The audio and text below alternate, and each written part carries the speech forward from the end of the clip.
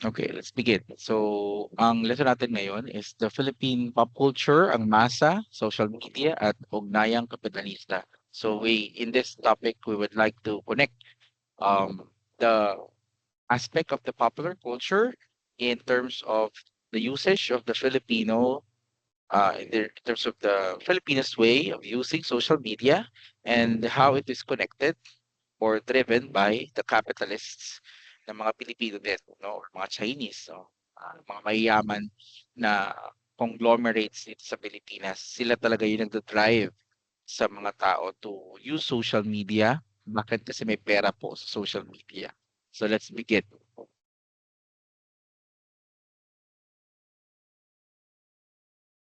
Yeah. So if you still remember during the pandemic, no, this is what the the culture, the society looks like during the time of pandemic. We are surrounded or enclosed by the pandemic, and people are ano ba tawag natin? Naka-lock tayo, di ba? Lockdowns, di ba? So we are locked down during that time of pandemic sa bahay natin. Ayan, we have nothing to do but only to use our social media to spend our times, 'di ba? Para malibang tayo. Ayan. Um so there we are, public. We are the public. And then we have the social media. But little did we know is that there is a capitalist between us connecting the public and the social media.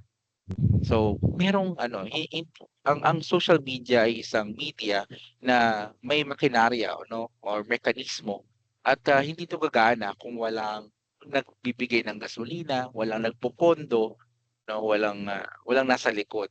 So, the social media won't work on its own. Kailangan meron siyang ano, merong gumastos, no, gumastos ng malaking halaga para maging effective yung social media doon sa general public. Yan.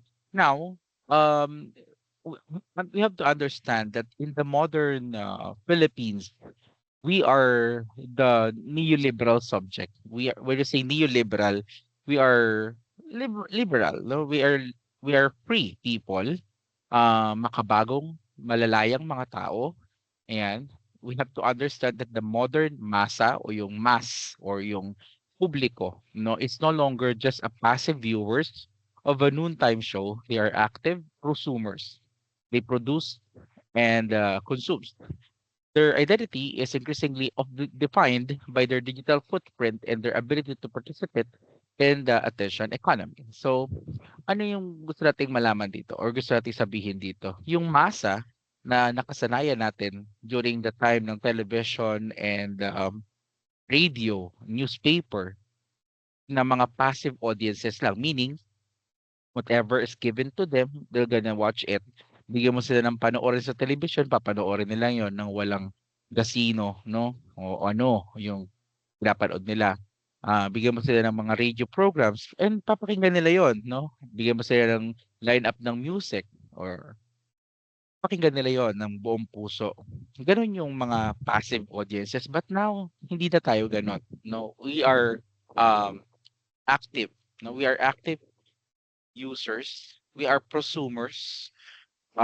We can produce our own contents. Also, we naging selective, very selective consumers na tayo. Meaning, what we wanted to consume, tayo yung namimili nun. No? Tayo yung nag, uh, naghahanap nun. No?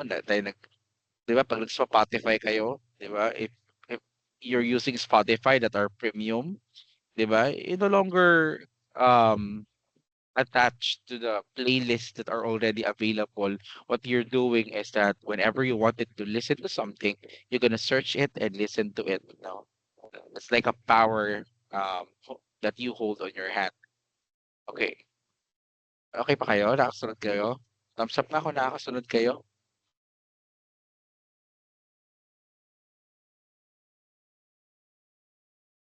Okay, so our identity, the consumer's identity is increasingly defined sabihin, we can understand the ability of the consumers of social media by, tracking or knowing their digital footprint. Saan-saan sila available? Nasaan ba yung mga audiences natin? Dati nasa telebisyon, nasa radyo, nasa dyaryo. But now, nasa social media tayong lahat, or most of us, at least, are in the social media. But hindi natin pwedeng sabihin na nasa isang social media lang tayo, no? Like, can we say that every one of us here have um, using only the Facebook? 'Di ba? Hindi naman. Some of you probably are on TikTok. Some of you are on Instagram. Some of you are on other YouTube channel, 'di ba? YouTube yung platform ninyo. So, ang nangyari ngayon is that kalat-kalat na yung audiences sa social media, no? Lahat tayo nasa social media, yet hindi tayo nare-retain o magkakasama sa isang platform. Okay? And some other users not just present on a single platform, but rather, ano siya, meron siyang Instagram, no? May Facebook siya, may Instagram siya, may YouTube siya, may TikTok siya, di ba? And he can jump on those different platforms whenever he or she wanted to, di ba? Ayan. And also, and consumers, modern consumers right now are have the ability to participate in the attention economy. When we say attention economy, this is the economy of social media. Everyone wanted to become viral. We comment on viral videos, 'di ba? We comment on viral issues, we share viral issues, 'di ba? So it is an attention economy. Paunahan, no? Paunahan na kasikatan, kumbaga paunahan na maraming engagement, 'di ba? So paramihan na makuha yung attention. You have to create content that has a high virality para maging viral content creator ka rin. Yeah, para maging trending content creator ka rin. So, um in social media, the more people the more people are being attracted with your content, the more money you can earn, 'di ba? Kaya nga, 'di ba meron tayong followers, number of followers. Sa Facebook may followers, sa Instagram gano'n din, oh, 'di ba? TikTok, 'di ba meron kang, ano ba, followers ba 'yun? Followers. O sa YouTube meron kang subscribers. All the platforms, social media platforms nowadays are using um yung attention based na mga measurements or metrics, 'di ba? Kaya nga maraming followers or subscribers, connects, 'di ba? 'Yun. Kasi nga paramihan ng nakukuhang atensyon, gano'n yung labanan ngayon sa social media. Now, let's have the political economy of the Philippine digital landscape. The popular is never accidental in Philippines. It is built on a material base. Infrastructure as a gatekeeper in the Philippines, the free Facebook is a capitalist strategy. And we have to understand na yung libreng social media, hindi naman talaga siya libre. But rather, it is a capitalist strategy. Somebody is paying for you to be, is paying the services, no? The offerings that you enjoy kapalit ng kapalit ng information. Would you agree with that? Tiyak nga kayo? Agree ba kayo do'n? Hindi naman talaga libre yung Facebook po. Ang totoo, may ibang mga tao na nagbabayad para yung serbisyo na meron tayo or nai-enjoy natin ng libre, maging libre. Anong kapalit? Our information, no? Our information to the point of our locations, 'di ba? The first time that you sign up for Facebook, ano ba binigay mo? May binigay ka bang pera? Wala, 'di ba? The only thing you gave is your information, your name, your birthday, 'di ba? Well, with your birthday, people can know your age and ano pa ba? location, no, your address. Well, by knowing your address, um, you can be easily targeted, di ba? So anong gagawin ng Facebook? Facebook will just show you stores or shop that are near to your location, 'di ba? And ano mangyayari, little by little, you just realize, teka lang, dito na ako bumibili sa mga stores na 'to, 'di ba? Bakit ako bumibili sa mga tindahan na ito is because the Facebook told you to do so, no? Um, kita mo kasi sa Facebook, 'di ba? Nag-advertise kasi sa Facebook. May content kasi sila sa Facebook. So, tayo naman, little by little, nag-e-engage tayo dun sa nakikita natin sa Facebook. Yan, bumibili tayo dun sa nakikita natin sa Facebook. So, it is a capitalist strategy.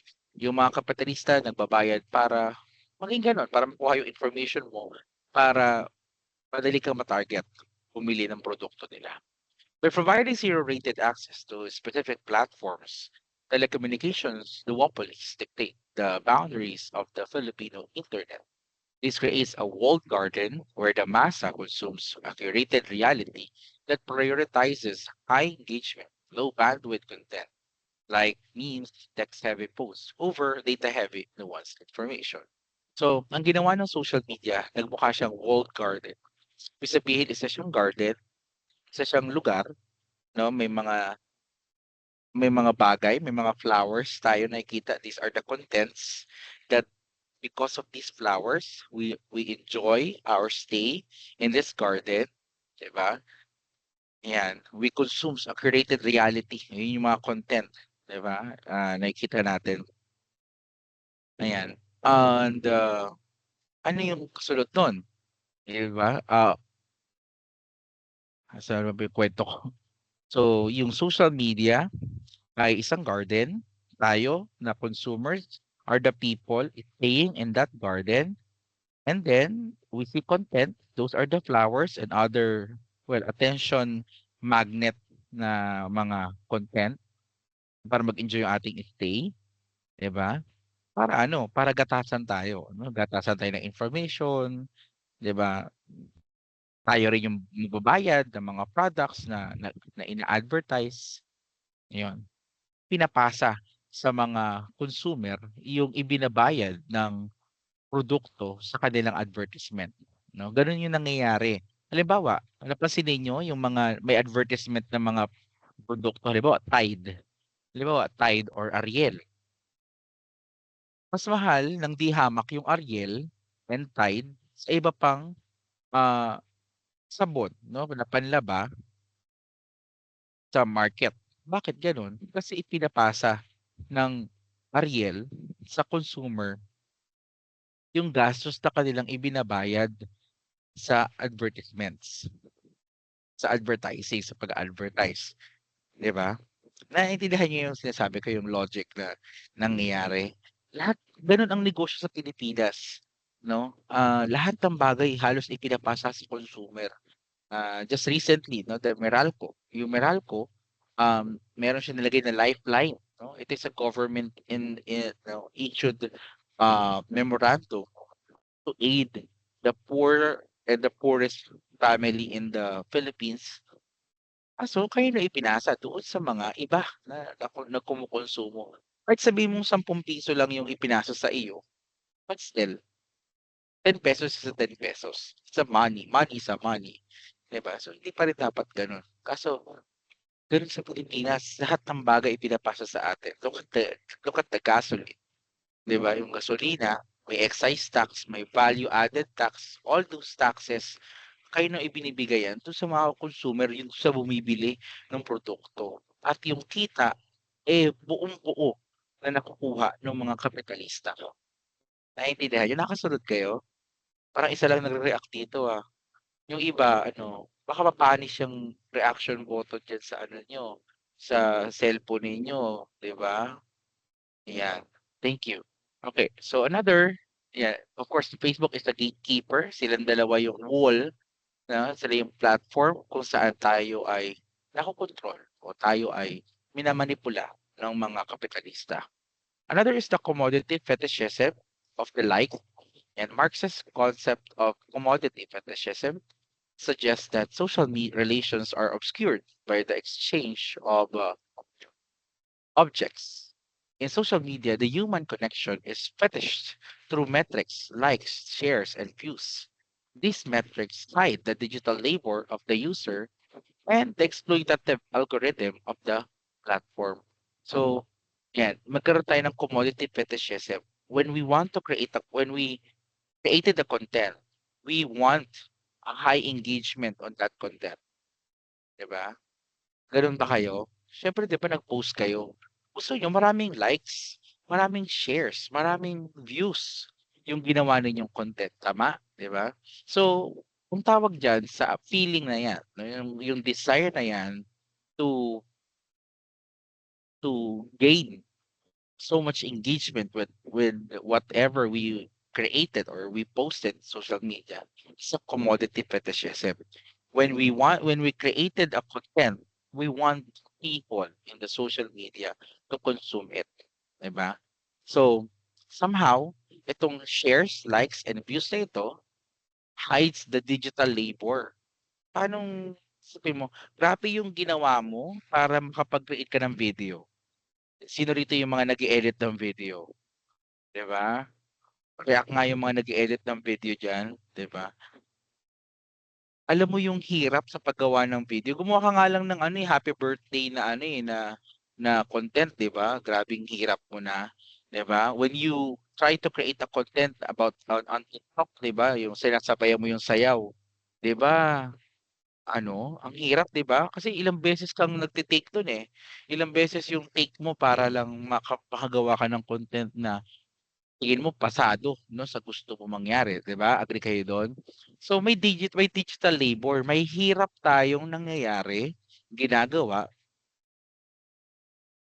kaso nababalewala yun doon sa likes, shares, and views. Paano kung halimbawa nag-upload ka, eh, walang nag-likes, walang nag-shares, walang nag-view, paano yun? 'Di ba parang mawalan ka ng gana, nakakapagod, napagod lang ako gumawa ng content tapos wala namang likes, wala namang shares, wala namang views, 'di ba? So somehow these metrics, this like, shares, and views hides the digital labor, yung hirap natin to create a content. Yan. And of course, on the other side of that digital labor, no, makikita natin yung exploitative algorithm of the platform. Ibig sabihin, may bias yung platform. Um, in the social media nowadays, the the creation of content doesn't guarantee engagement. Ano yung pino-point ko? Hindi porket nag-create ka ng content, nag-post ka, eh, makakatanggap ka ng maraming likes, shares, or views or eh, magva-viral agad yon, 'di ba? Kasi meron kang algorithm. The algorithm is the part of the social media that manages the contents that the consumer sees. May bias pala. Halimbawa, ikaw wala ka namang followers. Kahit anong content mong pino-produce, still wala pa rin gaanong nagla-like nun o nagse-share or nagvo-view nun kasi may mas maraming content creator out there or in the social media na maraming followers. And when they upload something, probably mas maraming mag-e-engage kasi marami silang followers. Nakakasunod kayo? Yan. Thumbs up nga kayo. Yeah. Okay, thank you. And then we have the platformization. Teka lang.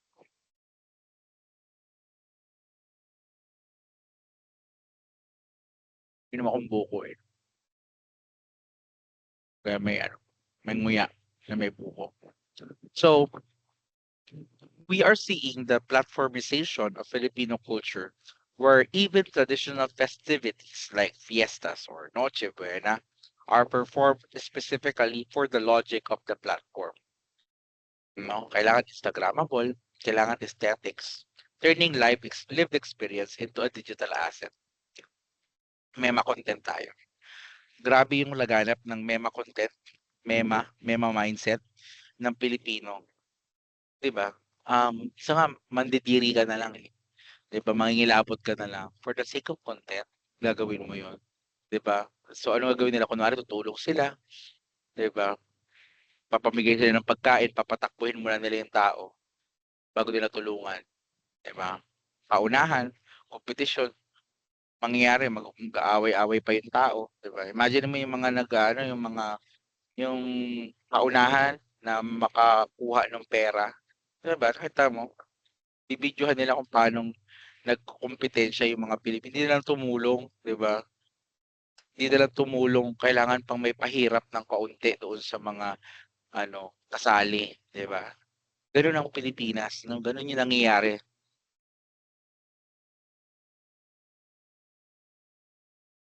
Gano'n yung nangyayari sa ano natin, sa social media natin, yung platformization na lahat ng ginagawa natin nowadays, eh, for the for the content 'no, for the sake of content natin. Wait lang.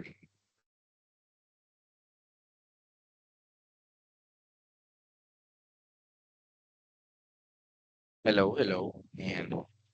Okay, so yeah, the Philippine public. Now we have to understand who are the Philippine public in the sphere of the illustration that I provided earlier. Naalala niyo pa yung kanina, 'di ba, tatlo, 'di ba? Tatlo 'yan. The public, the social media, and the capitalist. Sino ba 'tong publiko na ito? Yan, the Philippine public. We have to understand that the Philippine public is a very vulnerable to what they see and read online. Masyado tayong apektado, no, ng napapanood natin o nakikita natin sa social media. There were 73.91 million internet users in the Philippines as of January of 2021. The number of internet users in the Philippines increased by 4.2 million between 2020 and 2021. This drastic change is probably because of the lockdowns during the pandemic. As the pandemic decreases, or the the effects or the impact of pandemic decreases, 'di ba? So bababa rin itong increase na ito. But an increase is an increase. We never see increase in the number of internet users in the Philippines since 2021. Laging pataas yung graph. Ibig sabihin, more and more Filipinos are using the internet and social media. Ang users ngayon hindi nababawasan ng cellphone. Cost na nadagdagan, 'di ba? Probably during 2021, you have one cellphone, 'di ba? But during 2022, 2023, 'di ba? Hanggang ngayon, 2026, probably nadagdagan ka ng tablet, nadagdagan ka ng laptop, nadagdagan yung isang user ng pangalawang cellphone, 'di ba? So the devices that we use to access the internet is increasing. 'Di ba, dumadami yung tao, dumadami na nga yung tao, nadadagdagan na nga yung nagkaka-cellphone, yung cellphone din dumodoble, tumitriple 'no, dumadami. The public also stays more online than in television. That is a fact, based from Kantar Media. And they said, the Kantar said that there were 89 million social media users in the Philippines in January 2021. This is more or less, no, na metric, more or less 89 million. Imagine that, 89 million social media users in the Philippines alone, 'di ba? As of January 2021. It's 5 years after, 5 taon na nakakalipas, ngayon 2026 na. So how much more, no, yung dami ng online or yung social media users dito sa Pilipinas. So madami ha, tandaan niyo, lahat yan milyon ang ano, pinag-isip. Pero mas malaki pa rin yung mga nakaw nitong mga walang hiyang mga ano na 'to, mga mga pulitiko na ito. Isipin bilyon-bilyon, mali-maleta, 'di ba, na pera. Yan. Mas malaki pa rin yung sahod ni Bato de la Rosa kahit di siya pumapasok.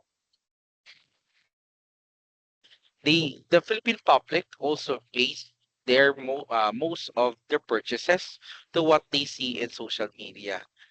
This is behavioral na development or changes sa Filipino people, especially during the pandemic, 'di ba? Uso yung pasabay, 'di ba?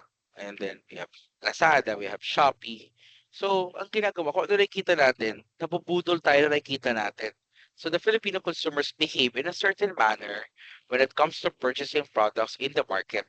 The top reasons that influence the purchases of Filipino consumers include brand loyalty, media exposure, and the value of money. Online shopping has also emerged as a new trend among shoppers. Nauuso ngayon, 'di ba? Parang nauuso nga ngayon yung may ano, yung nagmo-mall or nag-shopping sa isang malaking store tapos may side quests. Ano yung may side quest? 'Di ba? Halimbawa, nasa Pure Gold ako. I'm shopping in a Pure Gold and then I saw that this particular brand costs around 500 pesos. 'Di ba? I'll pick my cell phone, check it in Lazada or Shopee.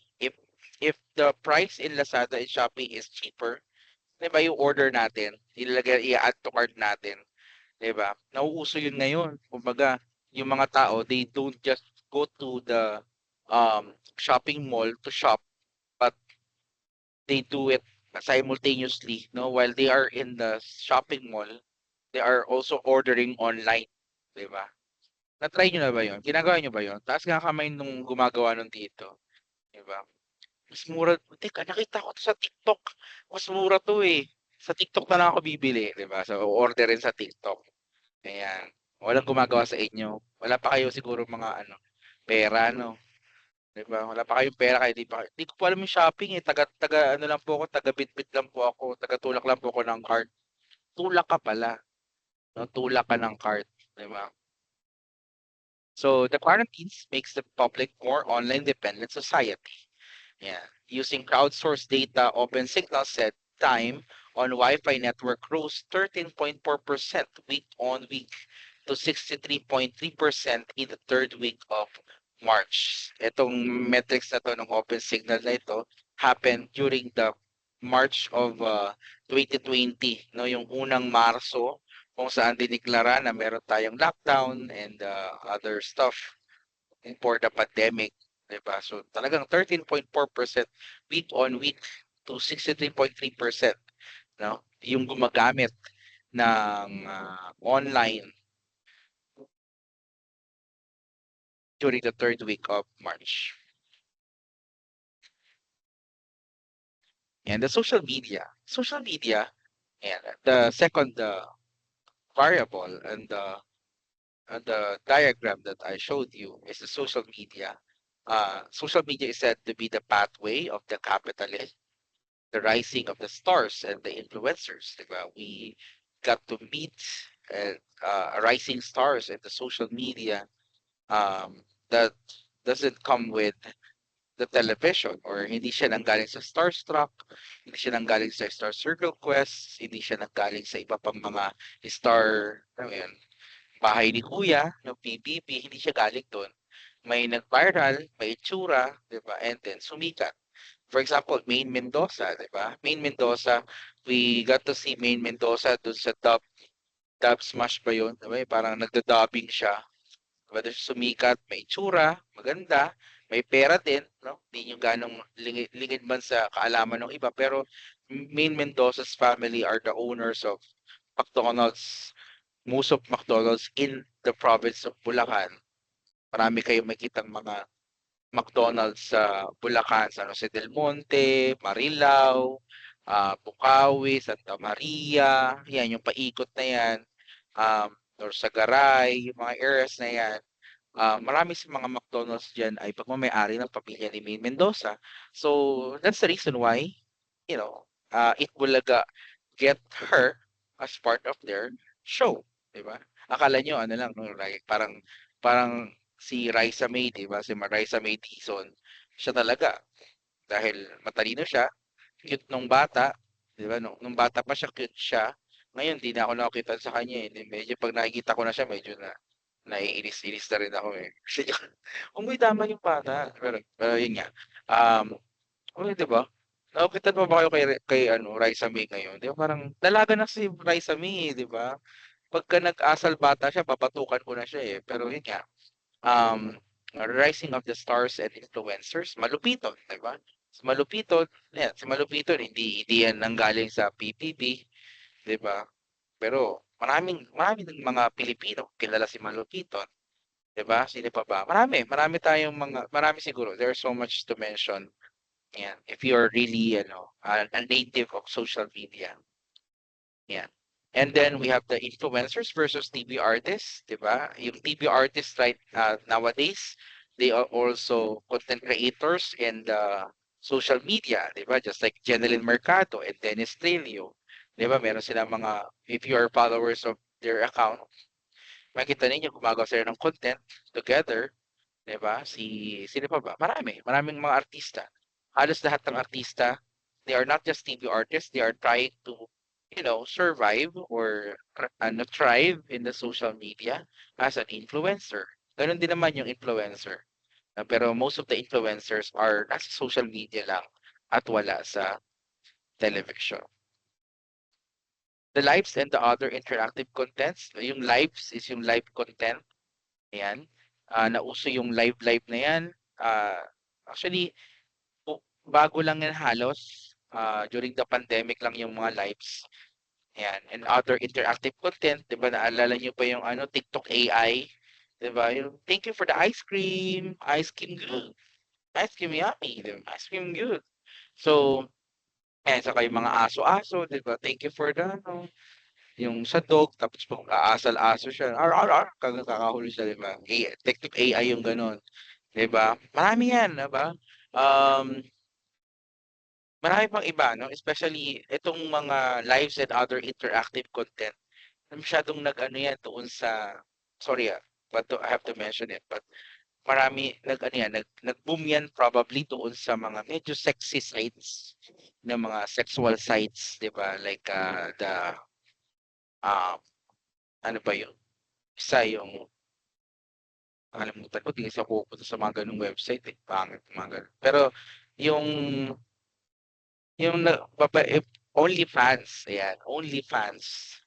'Di ba yung OnlyFans parang kamakailan gano'n lang din naman 'yan, eh, 'di ba? Sa OnlyFans 'pag magbabayad ka daw dun sa OnlyFans, tapos yun nga gagawin nung ano mo, idol mo yung gusto mong request, 'di ba, parang gano'n. Yeah. Malapit na akong pagka nag-ano pa yung crisis natin, malapit na akong pumunta diyan sa OnlyFans, eh. Pero hindi ako maghuhubad, magtuturo ako, 'di ba? Magtuturo ako. Yung mga lecture video ko, mga ganitong lecture video ko, i-upload ko 'to saan, sa Pornhub, 'di ba? Kasi ano, 'pag YouTube konti lang nanonood, eh, 'di ba? I-try ko naman sa ano, Pornhub baka mas maraming manood 'pag nila may gano'n ako nabasa, eh, 'di ba? So, ginagawa niya, do'n siya sa Pornhub daw nag-aano, nag-a-upload ng content ta's dumami yung kita niya. Parang gusto ko na rin subukan. Malapit na, konti na lang. 'Pag sinabi niyo nga, another is the rise of gaming as a profession. 'Di ba napansin niyo ba, nung panahon namin, alam niyo pagka mahilig ka sa computer, 'pag mahilig ka sa cellphone, 'yan, pagagalitan ka ng nanay mo, 'di ba? Laro ka ng laro. Taken ka na naman, taken ka ng taken, 'di ba? Yung mga ganyan. PS3 ka ng PS3. Walang magagawa yung mga ano mo, laro mo, ganyan. Pero ngayon, 'di ba? Ang sabi ng nanay, mag-ML ka na. Yung anak ko nga eh, tulog pa kasi yung anak ko. Eh. Kaya, ino-open yung ano ko, ML ko. Pinapabayaan ko, open mo ML ko. Sige, men, practice ka diyan. Para pag edad mo ng elementary, ilalaban na kita agad sa nilalaban na kaagad kita sa MPL sa ano, MDL, 'di ba? Kaya merong babae kasi anak ko, eh. So, meron namang women's division ng ano, ng ML, 'di ba? Oh, anong bawal-bawal ang laro? Galingan mo para yumaman tayo, 'di ba? Binubugbog ako ng anak ko, 'di ba? Nilulundag-lundagan ako.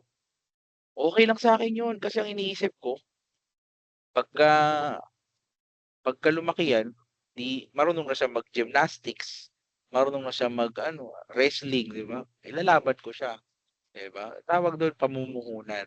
Ayun. Ayan. But with all of these, nowadays, still, internet issues in the Philippines do exist, no? Right? Now, we have the speed. The problem with the speed. Mabilis na yung internet natin. Ayan, yung internet namin na kanina walang internet. Akala ko di ba makakapagklase ngayon sa oras ninyo. Kasi bumalik yung internet namin sa bahay alas 3 na ng hapon, alas 4 na, mag-alas 4 na. Akala ko hindi ko na kayo makaklasihan kasi yung psychology 2.8 kanina di ko na naklasihan dahil wala kaming ka-internet, di ba? Mabilis yung internet namin ngayon, no? Kanina nag-test ako ng nag-test ako kanina ng internet 500 Mbps. Imagine that, 500 Mbps. Kahit manood ka ng pelikula sa YouTube, walang lag, walang buffer. Yan. Kaso, kakarating lang, kakakonect lang ulit. Diba? Ewan ko ba rito, problema ng internet dito sa Big Nine. Yan. Another is reliability, diba? Yung bilis, may mabagal pa rin na internet, may mga areas pa rin tayo na mabagal yung internet, nawawala-wala. Another is reliability, 'di ba? Nagpuputol-putol. Sa PLB sa annex, syempre nag-ano kami doon, nag-meetings kami or ganito, nag-online class kami doon.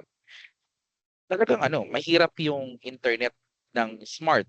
No? May internet ng smart pero hindi siya reliable. Bakit? Kasi parang once in a while or suddenly mag-aano na lang siya, mag-disconnect siya bigla, 'di ba? Bigla siyang mawala ng internet, parang gano'n. So hindi reliable. Still, kahit mabilis na yung internet natin, still hindi pa rin reliable. And lastly, the corporations. Sobrang oligarch ng social media o ng internet sa Pilipinas. Hawak to ng MVP, hawak ng Globe, hawak ng Smart, 'di ba? There are also other internet providers in the Philippines, but if you check on them, ma-realize mo na they are third party lang na nakikigamit ng mga internet um, satellites as well as yung mga boards na tinatawag kung saan kumukonekta yung Globe or Smart. Kumbaga, i-connect lang din sila. Nagbago lang ng pangalan but still, the services halos inaangkat lang din nila sa iba. Sa main internet providers na Smart, Globe, and Tito. Tito nga dati, dati wala naman silang mga satellite talaga as in. Totally. Galing lang sa Globe. Yung GOMO, ganun din. 'Di ba? Yung GOMO ay wala rin silang sariling satellites, nakikigamit lang din sila sa Globe. Yan. Maraming ganyan sa Pilipinas. Okay ba kayo? No? It's already 6:56, no? Mga 7 hanggang 8 naman tayo. Still have time. Okay lang? Masyado bang boring? Ganda-ganda ng boses ko. Galing ako sa voice ko, kaya medyo pang radio yung boses natin ngayon. Anyway, joke lang. Anyway, social media is the new hegemony, influencers and effective labor. So Gramsci's hegemony explains how the ruling class stays in power, not through force, but through consent. Social media is the primary tool for manufacturing this consent today. Yan. Meron nga akong post di ba? Nakakalungkot na yung mga Pilipino, marami sa atin nagreklamo. Marami sa atin pinagtatanggol yung mga mayayaman na sila naman talagang mayayaman yung dahilan ng kahirapan na meron tayo. Kaya pinagtatanggol natin may iba pa rin tayong Pilipino, pinagtatanggol pa rin si Duterte. 'Di ba? Si Duterte pinagtatanggol, bring him home. Bring him home, 'di ba? Ganun yung sigaw pero hindi kaya tayo naghihirap ngayon kasi kagagawan din ni Pituts, 'di ba? 'Di ba? Ba't pinagtatanggol natin si Duterte samantalang siya nga ang dahilan kung bakit grabe hirap natin ngayon. I tell you, no, there are so much projects during Noynoy Aquino are being signed and typically have to continue during the time of Duterte, but natigil, nabinbit. For example, ito na lang, no, yung ano natin, punta ka ng bandang Ugong, bandang Mapulang Lupa, what you see there is the subway project, the Philippine Subway Project. Isang dekada na yan. No, isang dekada na yan. 2014 yan napirmahan. Uh, it should have started 2016, and then the idea is that it should be finished by 2020, but because of Duterte's administration, I don't know what they did, nabinbin yan until now. It's not working. No? It's not finished, not working. Hindi napapakinabangan ng mga Pilipino, 'di ba? Um, kung kayo taga diyan sa area na yan, Mapulang Lupa, Ugong, yan, yan, going to Quezon City, traveling there by commute is very very hard. Walang walang walang jeep, 'di ba? Walang jeep. Yung bus na dumadaan diyan are coming from the provinces. Hirap ng biyahe diyan, 'di ba? Na dapat mapapadali kung natuloy or natapos na yung subway project. Pero bakit hindi natin napapakinabangan? Ba't hindi natin nagagamit? Bakit hindi pa tapos? Because, well, build, no? At ang ginawa ni Duterte ay bin. Bininbin ang bininbin eh. 'Di ba? Hindi siya build. Binbin ang binbin. Sobrang, I don't know. I call it inefficient. I call it ineffective. Um, Ganun nangyayari. It's ruling plan. Yan. Itong mga naghaharing uri, they stays in power not through force but consent. A consent given by the poor people, consent given by us, the consumers, nasa laylayan. Binibigyan kasi ng kapangyarihan itong mga dahil sa 500 pesos, di ba? Kaya kayo sa 2028 kahit magkano pa i-offer sa inyo ni Sara Duterte, huwag niyo tanggapin, please lang, huwag niyo iboto si Sara Duterte. Pag tumakbo na na presidente, parang awa niyo na, no? 'Di ba? Ito na lang si Bongbong Marcos na lang. Siya na lang isipin ninyo, no? Si Bongbong Marcos na lang isipin ninyo. Si Bongbong Marcos bakit binoto siya ng mga tao? Kasi daw yung tatay niya magaling. Baka gano'n din siya kagaling. O tingnan niyo nangyari ngayon. Hindi ko alam. Oo. Naiinis tayo kay BBM. Wala naman siyang ginagawa. Ba't tayo naiinis? Huwag tayo dapat mainis. Kasi alam nating wala siyang kakayanan pero binoto pa rin natin siya. Ay, hindi ako bumoto sa kanya. Ito niya, iba binoto ko. 'Di ba? Alam na nating alam na nating walang bitaw Alam na nating walang bitaw 'yan, pero ano sabi, 'di ba, at mabuti ng mabait kaysa naman, 'di ba? 'Di baling walang pinag-aralan, basta mabait. O ayan, o hindi ayan, good luck, 'di ba? Tapos ngayon sasabihin si Sara Duterte iboto natin, bakit? Kasi magaling daw yung tatay. O nasa ICC ngayon si Tatay Digong, oh, 'di ba? Tapos sabihin niyo magaling. Kung magaling 'yan, ba't nasa ICC 'yan, 'di ba? Tapos iboboto niyo yung anak sa 2028, 'di ba? Iba na lang, hanap na tayo iba. Ayan, 'pag si Robin Padilla tumakbong presidente, ayan, iboto niyo para bitayin, 'no? 'Wag sa pagkapangulo, pagkabitay, 'no? 'Yan, lala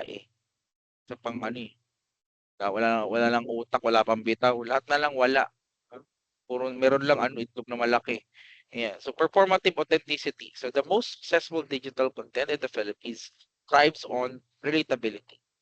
Influencers perform affective labor, the monetization of human emotions by sharing vlogs about personal struggles, family drama, or day in the life routines.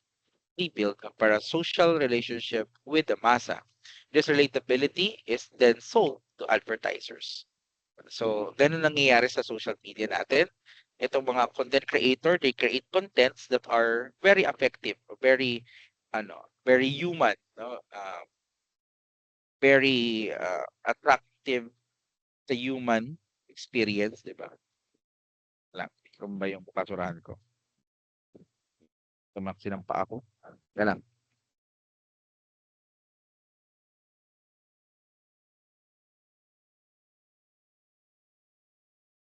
So yung mga content creator, they create content na yung mga content na ito eh masyadong ano ma-emosyonal or makaka-relate yung mga Pilipino, 'di ba? Mga content ni Mami Oni, 'di ba? O Tony Fowler, 'di ba? Nanood ba kayo ng mga ano, mga yung content nila? Ako kasi ako sa nanonood. Pero yun, 'di ba? Mga drama, ayan, A Day in a Life, family drama, tapos ina-advertise, 'di ba? Yung kay Kong TV, 'di ba? Mga content nila Kong TV. Kay Malupiton, 'di ba? Mga content ni Malupiton, sila-sila 'yan, 'di ba? Mga struggles, personal struggles, family drama, mga skits, 'di ba? Na medyo tawag atensyon doon sa mga tao. So, they do that. We call it effective labor para ma-monetize yung relatability nung content nila. Kumita sila ng pera by creating contents that are relatable to the audiences.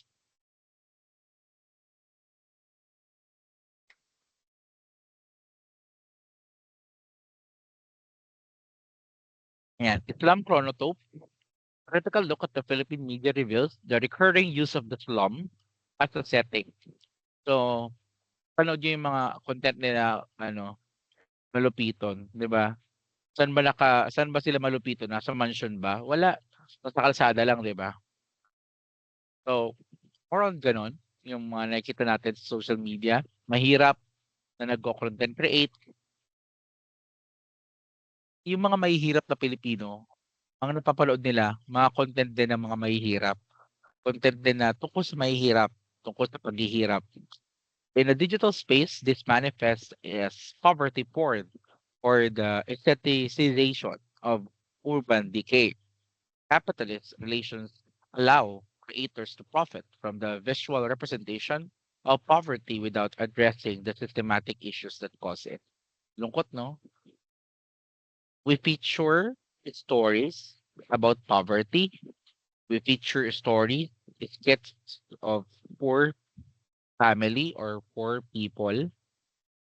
Yet we never started or initiate um the solution for the poverty in the Philippines.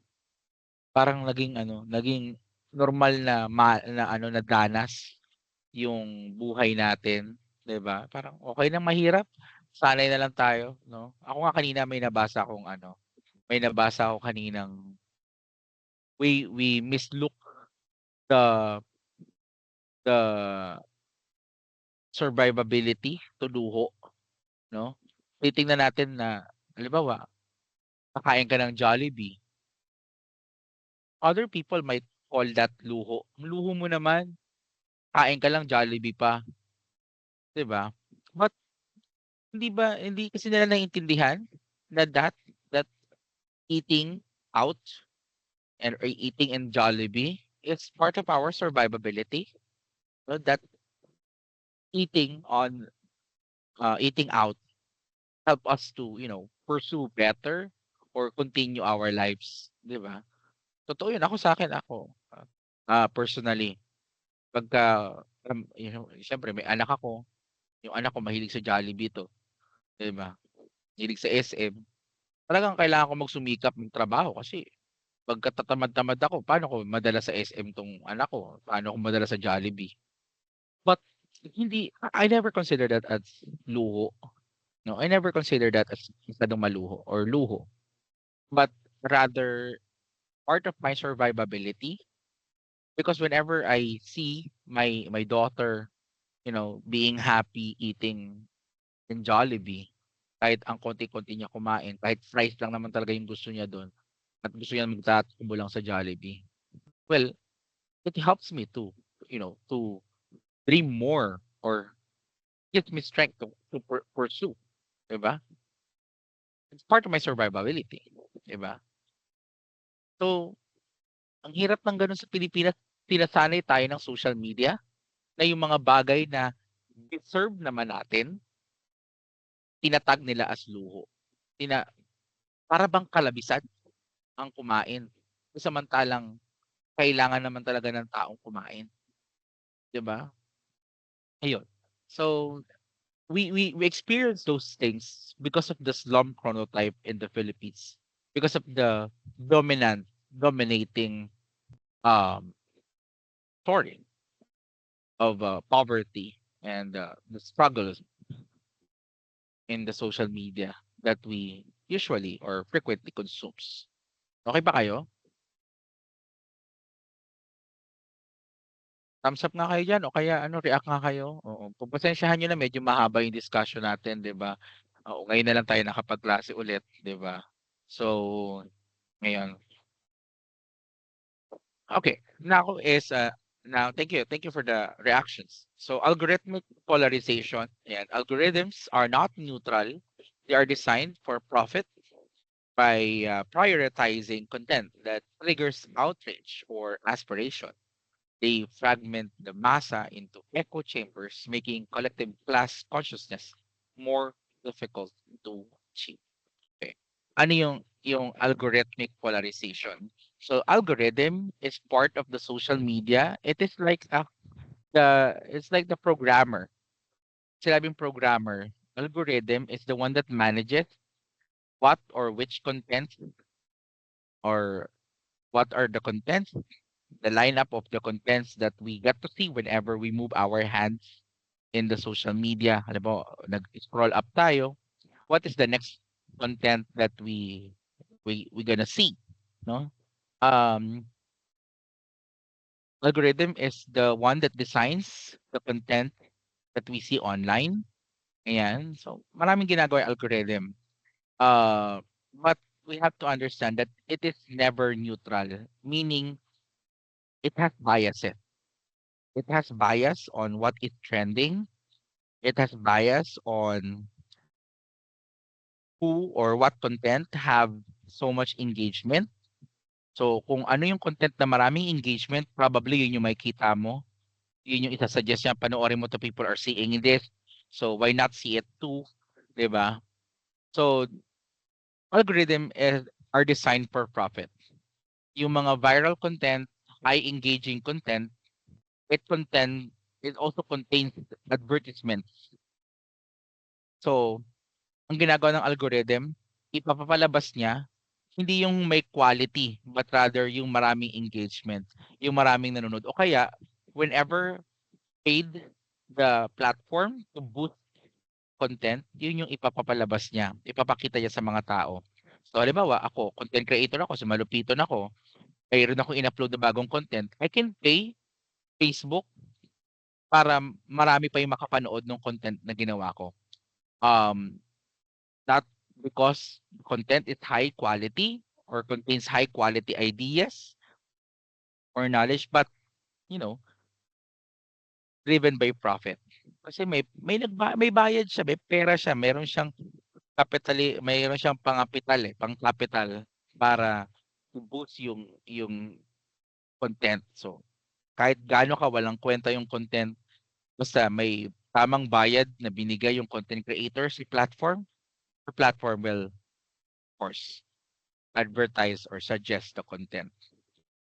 By prioritizing content that triggers outrage or aspiration, they fragment the NASA into echo chambers. So, nangyari sa atin, halimbawa, napupunta tayo, nilalagay tayo ng algorithm sa echo chamber. Halimbawa, may napanood kang video ng aso, nilike mo yon, sinare mo, kinumental mo ng positive, ano mangyari sa'yo sa mga susunod na oras? Puro aso yung makikita mo. Ikinukulong tayo sa isang chamber, sa isang hall, sa isang lugar kung saan yon at connected doon yung napapanood natin. So that's the algorithmic polarization. So yung algorithm kinokontrol niya na gusto niya happy ka. Kung ano yung content na napanood mo at natuwa ka, halos yon or katulad nun yung ipapakita niya sa'yo. Naintindihan ninyo yung algorithm polarization? Parang bias kasi yung algorithm. Gusto niya happy ka. So, ang gagawin niya, lahat ng gusto mo, yun lang ang mapapanood mo. Yun. Okay? Malapit na tayo matapos. Oo. Nasa kalahati na tayo. Oo. Kalahati na. So, capitalists, they have the power. Punta tayo sa third one. No, the connections to the capitalists. Yan.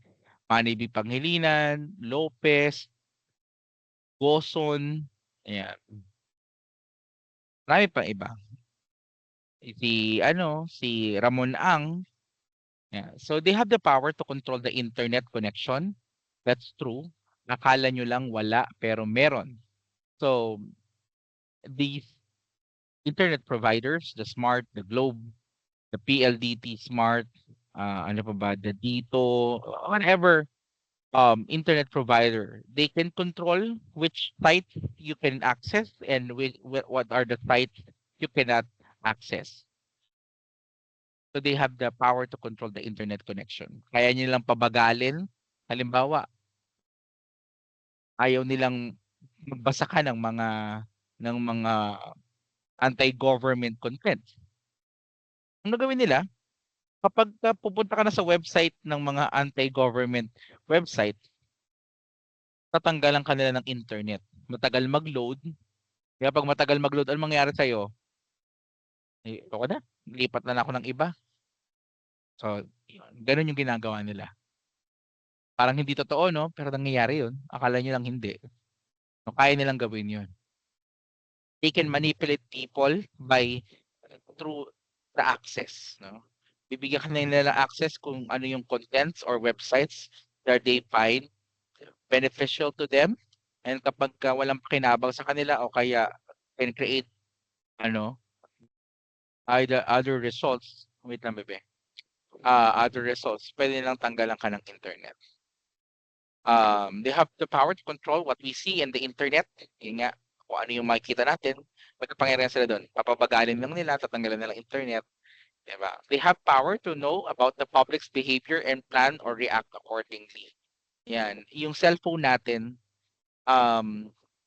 meron silang, may mga mechanism yung cellphones natin that automatically sends behavioral um, metrics, ano, behaviors, no, and plan or, sorry, they have the power to know about public's behavior. So, halimbawa yung cellphone natin, meron yung mga the geolocation, yan yung GPS natin, 'di ba? We have the microphone. Alam niyo ba yung cellphone natin, if you allow the Facebook to use your microphone all the time, whenever your Facebook is open, your cellphone listens, no? Kahit naka-ano siya, naka-alt tab, yung halimbawa naka-idle, 'di ba? Nagbukas ka ng Facebook, may sinend sa yung rather file. Dinownload mo yung file, lumabas ka ng Facebook. So naka-idle yung Facebook. Kahit naka-idle yung Facebook, kaya niyang marinig yung sinasabi mo.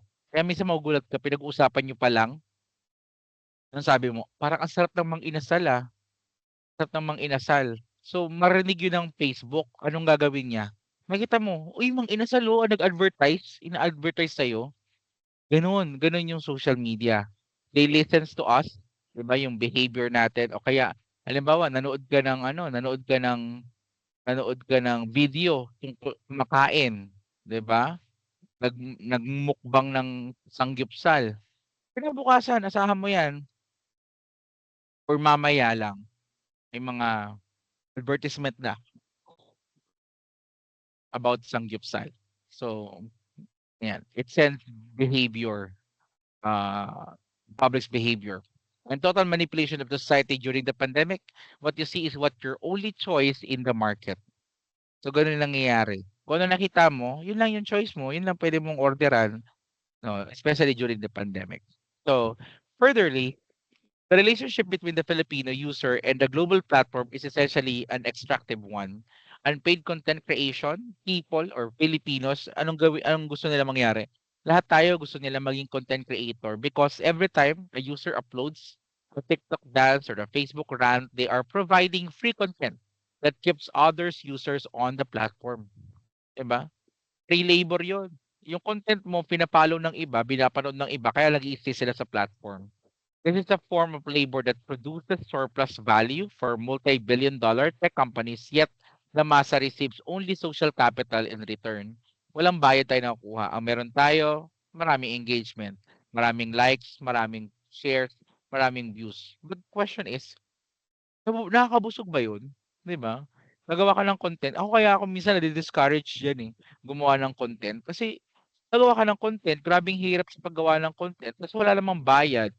'Di ba? Ang tagal-tagal bago mo ma-reach yung metric or yung measurement na puwede ka ng kumita, 'di ba? Affiliate marketing.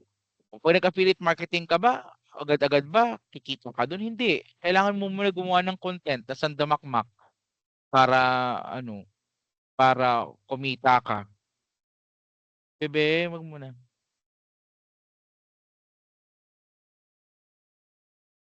Okay, the illusion of democratization, and while it is easier than ever to go viral, the means of distribution are more centralized than ever. The transition from independent content to branded content marks the moment when cultural expression is fully integrated into the capitalist machinery. Yan. Akala natin democratic yung social media sa other media like television and other and newspaper or radio. But the idea is that um the transition from the independent content to branded content marks the moment when a culture expression is fully integrated into the capitalist machinery. So, nangyayari, nagkakaroon na ng integration. Yung isang brand will become present not just in one platform, 'di ba? Sabi natin yung advertisement ng isang brand, halimbawa Coca-Cola. Yung Coca-Cola doesn't just advertise on television, they will also advertise on social media. O kaya you get to see advertisement in social media. When you click it, it will lead you to their websites, 'di ba? So, anong nangyayari? Sa social media is not an independent content but rather nagkakaroon na ng branded content or the brands get to pay the content creators to create contents about their brands. 'Di ba? Binabayaran natin yung mga content creator para doon sa brand. Naalala niyo yung mga trial, yung mga makeup halimbawa mga makeup, 'di ba? May isang content creator magme-makeup siya habang ini-introduce niya rin yung yung brand or yung product ng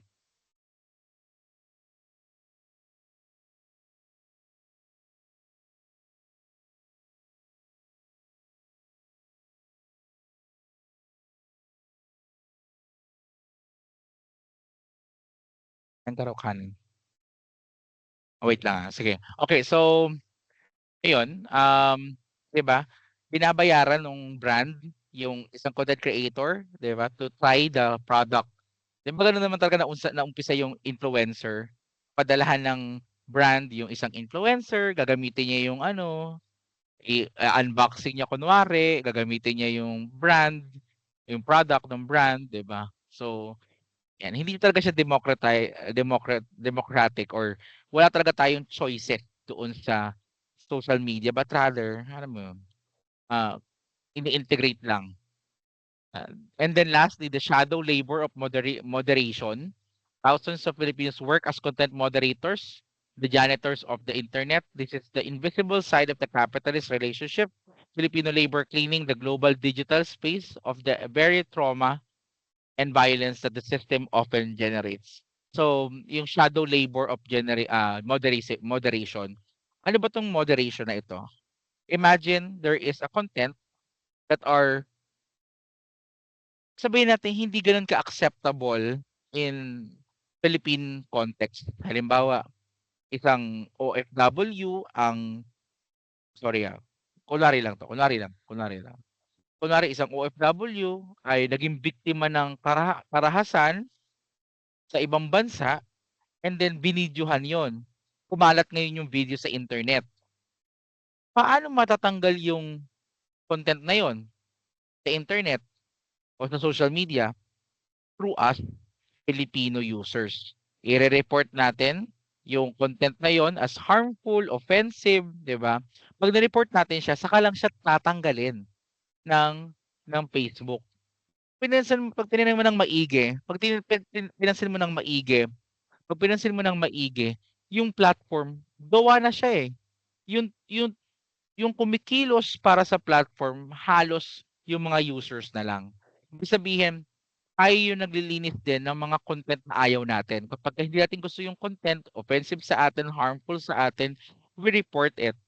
'Di ba? And ang gagawin ng platform, 'di tanggalin kasi ni-report niyo tanggalin, eh, 'di ba? So, it is a labor of moderation. Supposedly, the one who's removing that ay ay mga deleter. Alam niyo yung pelikula ni ano, Nadine Lustre na Deleter, 'di ba? So, mino-moderate nila yung mga content, and then kapagka feeling nila hindi maayos yung content, tatanggalin nila yung content sa platform. Pero dito sa Pilipinas, walang gano'n. Wala masyadong deleter. Tayo nagre-remove. Tayo yung based on our behavior, 'no, nare-remove or natatanggal yung content sa market. Okay.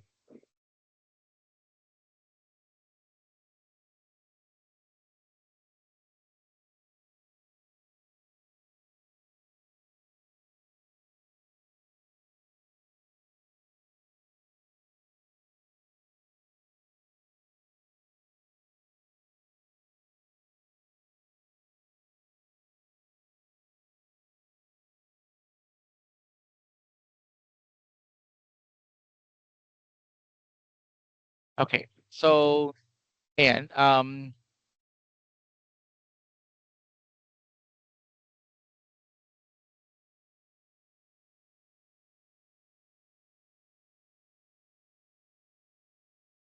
okay, so in summary, yan commercial capital in the media commerce. So commercial capital plays a significant role in social media commerce, and its implications on society and the economy are analyzed through the theoretical framework provided by Marxist political economy.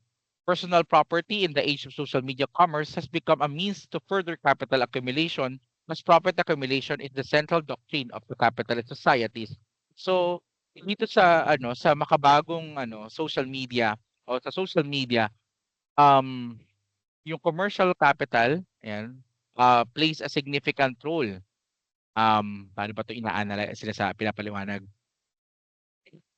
I-analyze through the theoretical framework provided by Marxist political economy yung kaninang um, hegemony, no? Yung hegemony. So, whatever the capitalist is paying to be broadcast or to be posted or to be boosted by the platform. Kaya yun ginawa ng capitalist is para manatili silang makapangyarihan, 'di ba? Gano'n, gano'n yung idea. Halimbawa ako si San Miguel Corporation. So, yung mga content ng about San Miguel Corporation, ibo-boost ko yun para mas marami pang tao yung bumili ng San Miguel product. Personal property and in the age of social media has become a means to further capital accumulation. The more you invest in social media, uh, the more tawag dito, the more capital you accumulate. Paano 'to nangyayari? Para madaling maipaliwanag. So nangyayari para maipaliwanag 'yon is yung social media, 'di ba? May content ako, halimbawa, imagine niyo ako si Malupiton, so I get to create content and then ibo-boost ko 'yon, 'no? Mag-aalat ako ng pera. Sabihin natin na ₱10,000. Yan, magbibigay ako ng ₱10,000 para ko ay ma-boost yung aking content. Mas maraming tao yung makakapanood ng content na in-upload ko, 'di ba? So nag-capitalize ako. Gumastos ako ng pera. Pagkatapos kong gumastos ng gano'n, anong makukuha kong resulta? Mas maraming viewers, mas maraming followers, mas maraming subscribers. So the more money you give to capitalize sa platform, magkakaroon ng return, 'no? The more accumulation you can get. Next time, hindi ka na magbo-boost. Bakit? Kasi marami ka ng follower, kasi marami ka ng subscriber, marami ka ng viewers, 'di ba? So hindi ka na hindi ka na magbo-boost pa, 'di ba? Gets niyo 'yun? O kaya imagine niyo yung sa YouTube, alam natin na may kumikita sa YouTube, right? 'di ba? Alam niyo 'yun, 'di ba, na may kumikita sa YouTube pagka marami ka ng subscriber, nakakapag-monetization ka na, kumikita ka ng gano'n. Ngayon anong kailangan mong gawin para ma-achieve mo agad yung point na puwede ka ng kumita? Mag-invest ka 'no, mag-capitalize ka. Ay, 5 pala 'yan, kaya mo. So, ang gagawin mo, mag-i-invest ka, magka-capitalize ka para maraming tao yung babayaran mo si Google na i-boost yung iyong content, yung YouTube content mo para, um, maraming mag-subscribe sa'yo, 'di ba? Kung maraming nag-subscribe sa'yo, maraming mag-a-advertise sa sa mga content mo, kita ka lalo. Naintindihan niyo yung ano, loop na ginagawa 'no, sa social media, 'di ba?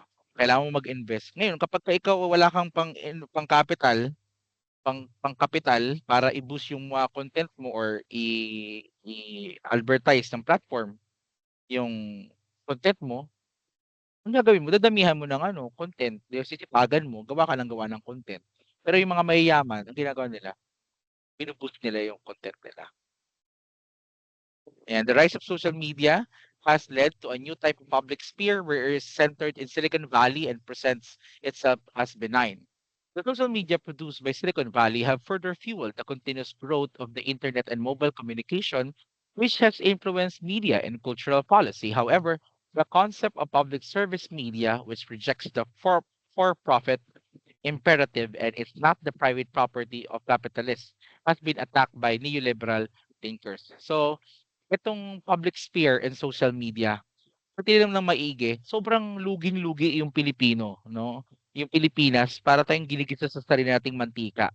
Bakit po gano'n, sir? Imaginin mo, um, you go to Facebook, anong mapapanood mo? Contents na nagawa ng Pilipino. Ano yung kanilang ano yung kanilang nakukuha nung content creator? Engagement, ayan. Kaunting pera, kakurampot na pera, and engagement. Tayo naman anong nakukuha natin? Wala, entertainment, 'di ba? Pero yung monetary side of that, content creation, maintenance of it, 'di ba? Lahat 'yun nakasentro sa Silicon Valley. Nandun sa opisina ni ano, ni Facebook CEO, 'di ba? Sino nga 'yun? Basta yung CEO ng Facebook. It crea and then what else can get from us? Information, 'di ba? Whatever happens in the Philippines, we post it online and then, because they are the one that moderates our contents, probably naiintindihan nila 'yon. Okay, there's a problem in the Philippines. Bakit mo nalaman? Ba't nila nalaman? Because people are posting the problem or posting about it, 'di ba? So they get information pero wala tayong masyadong nakukuha sa kanila na na equivalent sa nakukuha nila sa atin, 'no? Wala, meron lang tayong platform na nagagamit pero sila, they get more from us. Political capitalism and relative social media. The political economy of social media is influenced by the fundamental inequalities in capitalist society. Alternative social media platforms face political economic limits of their ability to make a difference as they are often small minorities. In contrast, public service media has at least one potential alternative dimension compared to capitalist media as they reject the for-profit imperative and are not private property of capitalists. So, yung yung social media, yung mga mayayaman, habang mayaman sila, lalo silang yumayaman. Bakit sila lalong lumayaman? Kasi ano, yung kanilang product are being seen or broadcasted not just in a single or solo platform, but with all the platform. So halimbawa ako si Coca-Cola, kung ako si Coca-Cola, yung advertisement ko o yung aking product, ipo-post ko yon hindi lamang sa Facebook, puwedeng sa TikTok, kasama sa YouTube, kasama sa Instagram, kasama sa iba pang mga social media platform. Pagka hindi ka kasing laki ng Coca-Cola, wala kang pera na gagawin mong visible yung content mo all the platform. Naintindihan ninyo? So, itong mga maraming pera, yung mga makapangyarihan, mga kapitalista, ginagamit nila yung pagiging mayaman nila para maging visible, known, 'no, in all the multitude of platforms globally. Unlike kung maliit ka lang na kumpanya, maliit ka lang na product, 'di ba? Maaaring sa Facebook ka lang available, wala kang Instagram, wala kang TikTok, wala kang YouTube kasi Facebook lang yung kaya mong anuhin, lagyan ng content. And lastly, the cultural logic of digital capitalism. So the cultural logic of digital capitalism is that the social media is part of a regime of hyper-flexible production centered on differentiation and lifestyle. Ang social media ay ano, gusto lamang tayong paggastusin.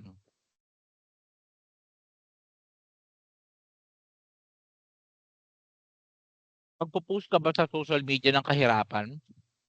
Magpo-post ka ba sa social media ng kami walang makain, the moment walang makain? Hindi, 'di ba? Ang ipo-post mo sa social media, yung masarap na pagkain bago mo kainin. Bakit? To show them na I can afford it. Kasi kaya mong bilhin yun. Kaya mo pino-post yun, ang yabang mo kasi. No, lahat tayo may yabang eh. No, lahat ng tao may yabang. Kainin mo na lang, pipicturean mo pa, ipo-post mo pa sa social media para ano?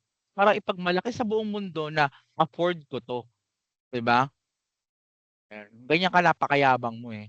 So, ayan. It is a regime of hyper-flexible production. Punta ka sa grocery, nakakapanood kayo ng content, yung nagpa-pile up ng ano, sa ref, yung naglalagay ng mga produkto sa ano, yung Yakult, 10 lima ng 50 pieces na Yakult. Bakit? Ilan ba anak mo, 'di ba? Ayan, grabe naman 'yan o kaya yung maglalagay siya, mag-i-stock siya ng ano, ng ng ano ba yung mga puwedeng i-stock, sardinas, ang daming sardinas, akala mo taga DSWD, 'di ba? Bakit gano'n? Kasi to promote hyper-flexible production or hyper-flexible, consumption. Hindi mo naman kailangan, bibilhin mo kasi pangyabang, 'di ba? Para ano, to differentiate lifestyles, 'di ba? Para maiba mo yung uri ng pamumuhay mo sa uri ng iba, ng mga followers mo. Iba ako, eh, 'di ba? Ano sabi ng isang content creator, "This is my 2 million peso power bank." Yung kanyang electronic car, 'di ba? Bakit 2 million peso power bank? Kasi yun pala ginagamit niya pang ano, pang power ng mga bagay-bagay, 'di ba? Yabang mo naman, 'di ba? Para ano, para maiba yung uri niya, na iba ako sa inyo, mga mahihirap, yan. The role of identity on social media is influenced by the cultural logic of digital capitalism, which is focused on individual and their consumption choice, 'di ba? May nakita ba kayo nag-post na, "Ito yung ulam namin, TDO Carne Norte." 'Di ba? Hindi. May nakita ka, nag-post, "Ito yung aming ulam. Pagkain ng aso namin Delimundo na corned beef." 'Di ba? Kasi yun yung kanilang consumption consumption choices. Gano'n sila mag-consume kasi kaya nila. And they brag it, they flex it to the other people. Oo. Gano'n ang social media. Yabangan lang. Kaya ang daming ano rito, eh, daming stress sa social media. Gusto mo matanggalan ka ng stress, uninstall mo yung Facebook. Tanggal stress mo. Totoo yun. Kung ano nararamdaman mo na burden, gusto mong mabawasan 'yan, tanggalin mo social media. Facebook, TikTok. Bakit? Because people, whenever you go to social media, you get to compare your life to their lives. And you have to understand that these people never shows their true color. More on what, what they can brag about, yun yung kanilang pino-post, 'di ba? Anong post ngayong summer? Nasa dagat sila. Ano yun? Just to show them that they are enjoying it? No. Just to show to other people that they can afford going to the sea and others are not. Diba? Ganun yun. Maniwala kayo. Kung ayaw maniwala, di wag. Wala kayo. Pero consumption choice natin yan. pinapakita natin kung ano yung kinukonsumo natin sa pamamagitan ng social media at sa mga pino-post natin sa social media. Okay? That's the end of the slide. I hope you learned something today. Ayoko na magtanong, baka magtanong pa kayo, humaba pa lalo. I'll stop the recording here.